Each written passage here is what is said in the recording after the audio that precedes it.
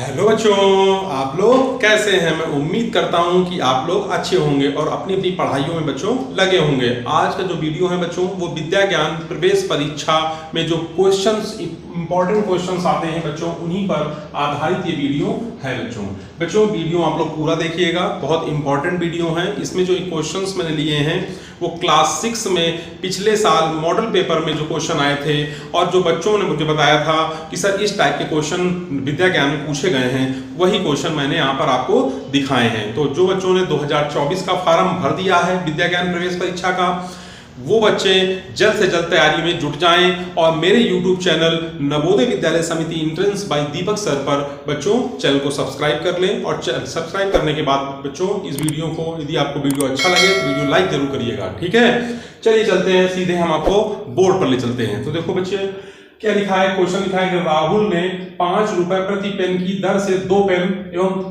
2 रुपए 25 पैसे प्रति पेंसिल की तरह से 2 पेंसिल खरीदता है।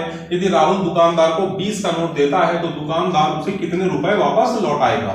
बच्चों ये क्लास 6 का क्वेश्चन है, कक्षा 6 में विद्या ज्ञान में पूछा गया था, ठीक है बच्चों। तो इसीलिए मैंने आपको ये क्वेश्चन लेके आपके सामने मैं आया हूँ। क्वेश्चन आसान है लेकिन बहुत सारे बच्चे इसको गलत भी कर देते हैं, ठीक है ना। तो आपको मैं सिखाता हूँ कि कैसे इस क्वेश्चन को करना है। तो बच्चों देखिए इसका हल क्या होगा इसका। देखिए राहुल बच्चों, जो राहुल है ना उसने पेन खरीदा, तो राहुल ने 5 रुपए प्रति पेन की दर से, तो एक पेन की कीमत क्या है बच्चों, एक पेन की जो कीमत है वो कितनी है, एक पेन की कीमत है 5 रुपए, है ना बच्चों। अब कह रहा है 2 पेन, तो एक पेन की कीमत है 5 रुपए, तो 2 पेन की कीमत कितनी होगी, 5 गुणे 2 यानी 10 रुपए हो जाएगी, है ना बच्चों। अब कह रहा है कि एक पेंसिल की कीमत दे रखी है। एक पेंसिल की कीमत बच्चों क्या है, एक पेंसिल की जो कीमत है वो है 2 रुपए 25 पैसे, है ना बच्चों।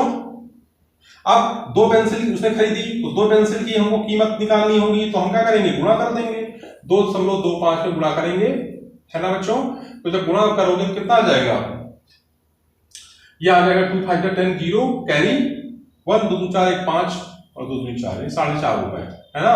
और उसने टोटल कितने हो गए उसके 10 रुपये और 4.5 यानी 14 रुपए 50 पैसे जो है उसको देने चाहिए थे। और लेकिन उसने दिए कितने बच्चों, 20 का नोट दिया है, तो 20 रुपए उसमें क्या करेंगे हम लोग घटा देंगे, किसमें 14 रुपए 50 पैसे में। तो उसके बाकी पैसे निकल आएंगे, 0 फिर 5, यहाँ पे हासिल 10 में 4 गए। देखो बच्चों यहाँ से हासिल दिया तो कितना होगा 10 में 5 गए 5, यहाँ 9 में 4 गए 5 और यहाँ पे 0 हो जाएगा, यानी 5 रुपए 50 पैसे। कितना आएगा, 5 रुपए 50 पैसे इसका आंसर आएगा। तो बी ऑप्शन इसका सही है, ठीक है बच्चों, समझ में आपको आया। चलिए क्वेश्चन की तरफ चलेंगे। अगला क्वेश्चन दे रखा है कि रमन आयु में अमन से 3 वर्ष बड़ा है, ठीक है बच्चों। हल में देखिए, रमन आयु में अमन से 3 वर्ष बड़ा है, अमन राहुल से 4 वर्ष छोटा है, तो राहुल जो है रमन से कितना बड़ा है। तो बच्चों आप लोग ये बता सकते हो, देखिए कैसे, यहाँ पे जो रमन है ना, रमन, ठीक है ना, और ये जो है अमन है। तो जो अमन है वो रमन आयु में अमन से 3 वर्ष बड़ा, यानी ये 3 वर्ष बड़ा है, तो इसमें 3 वर्ष ज्यादा जोड़ दो, ठीक है ना, ये बड़ा है।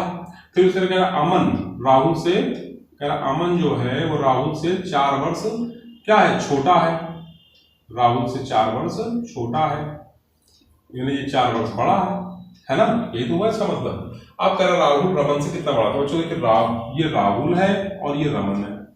तो राहुल जो है वो, अब देखिए इसको मैं आपको समझाता हूँ कैसे।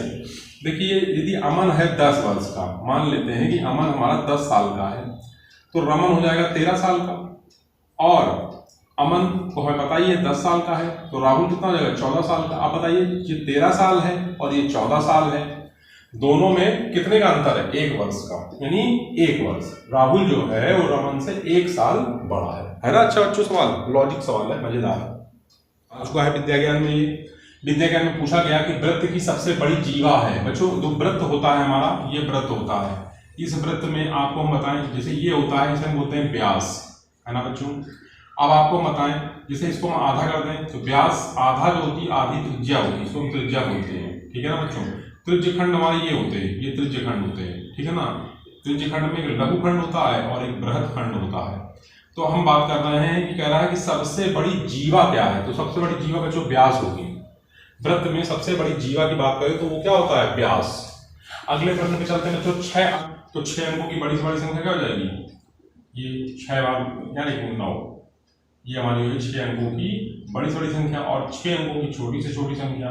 तो 6 अंकों की छोटी से छोटी संख्या बच्चों ये हो जाएगी। अब इनका अंतर कह रहा है, तो देखिए ये हमारा जो है ये 89,900, 89,900, 8,99,999 है ना।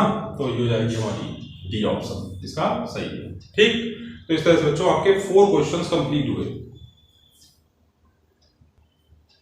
चलिए बच्चों हम लोग अगले क्वेश्चन पे चलते हैं, क्वेश्चन नंबर 5 पर। तो क्वेश्चन नंबर जो 5 है वो हमें दे रखा है कि 84, 140 और 70 का एलसीएम लें। तो देखिए 84, 140 और 70 का हम एलसीएम लेंगे। तो 2 से सबसे पहले काटेंगे, तो 2 चौके 8, 2 दूनी 4, फिर 2 सत्ते 14, फिर यहाँ पे 35 है ना। फिर यहाँ 2 से काटेंगे तो 2 दूनी 4, फिर यहाँ पे 35, फिर 35। ठीक है, फिर आप देखो 3 से 3 सत्ते 21, 35, फिर 7 से 7 एकम 7, 7 पन्ना 35 है ना बच्चों, 7 पन्ना 35। फिर 5 से अब इनका आपस में गुणा कर लो, 2 दूनी 4, 4 या 12, 12, 12 सत्ते 84, 84 पंचे 5 चौके 20 की 0 हासिल, तो 5 चौके 42, 420, यानी बी ऑप्शन सही है इसका। अब देखिए अगले सवाल करते हैं, साधारण ब्याज किस वार्षिक दर से। तो यहाँ बच्चों को दर निकालनी है, दर माने रेट निकालना है 4 वर्ष में।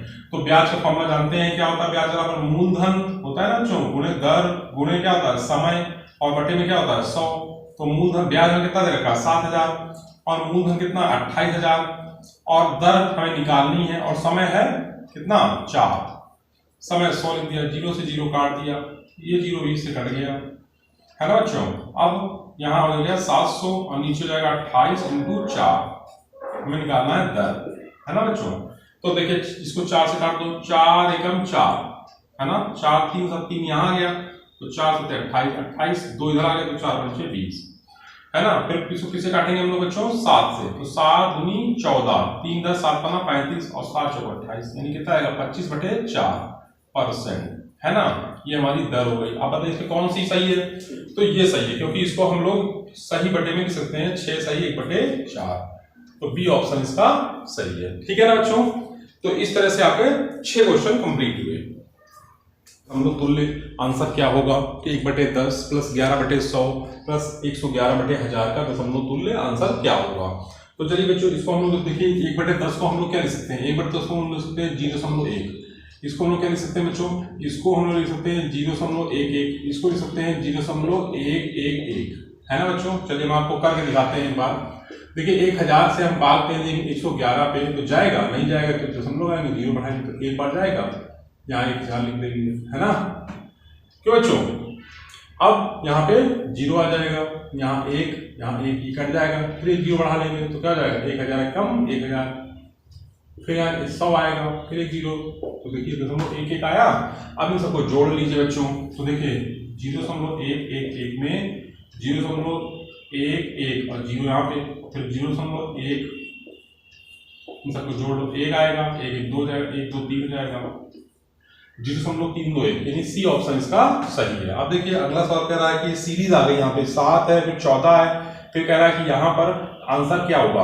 आगे 56 है, फिर 112 में लुप्त संख्या क्या है। तो देखिए बच्चों 7 है ना, गुणे 2 करोगे क्या आएगा 14, फिर 14 गुणे 2 करोगे क्या आएगा 28, फिर 28 गुणे 2 करोगे क्या आएगा 56, फिर 56 गुणे 2 करोगे क्या आएगा 112। तो कहने का मतलब क्या, इसका आंसर होना चाहिए 28 होना चाहिए है ना सही। तो इस तरह से बच्चों आपके 8 क्वेश्चन कंप्लीट हुए। आप लोग भी कॉपी पेन लेकर मेरे साथ क्वेश्चंस को सॉल्व करिए, और इसके आंसर कितने आपने सही निकाले उसके कमेंट के माध्यम से मुझे बताइएगा। ठीक है, 923 का मल्टीप्लाई करें तो 667 है, तो 0.29 और 0.23 का मल्टीप्लाई करेंगे तो कितना आएगा। तो बच्चों देखिए हम आपको बताते हैं तरीका।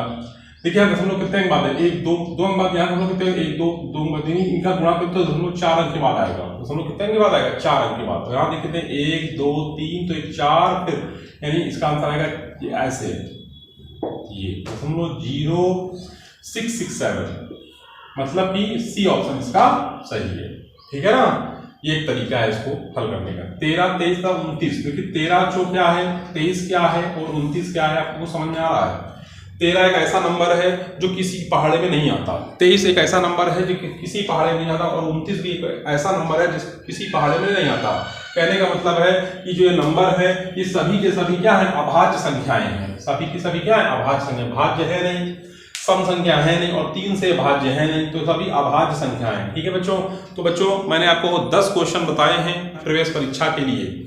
ये प्रश्नों की आपकी प्रैक्टिस करनी है, ज्यादा से ज्यादा बार बार प्रैक्टिस करनी है बच्चों। इसी तरह के क्वेश्चन विद्या ज्ञान प्रवेश परीक्षा कक्षा 6 के प्री पेपर में पूछी जाएगी, जो कि आपका दिसंबर में होना प्रस्तावित है। 3 दिसंबर को आपका इसका एग्जाम होगा विद्या ज्ञान प्रवेश परीक्षा का। आप लोगों को जल्द से जल्द इन क्वेश्चंस की प्रैक्टिस करनी है, ज्यादा से ज्यादा प्रैक्टिस करनी है। और बच्चों यदि चैनल पर आपको कुछ भी अच्छा लगता है तो चैनल को लाइक करिएगा, जिससे हम लोगों का मनोबल बढ़ता है और हम लोग का आत्मबल बढ़ता है। ठीक है बच्चों, आज के लिए इतना रखते हैं। जय हिंद, जय भारत।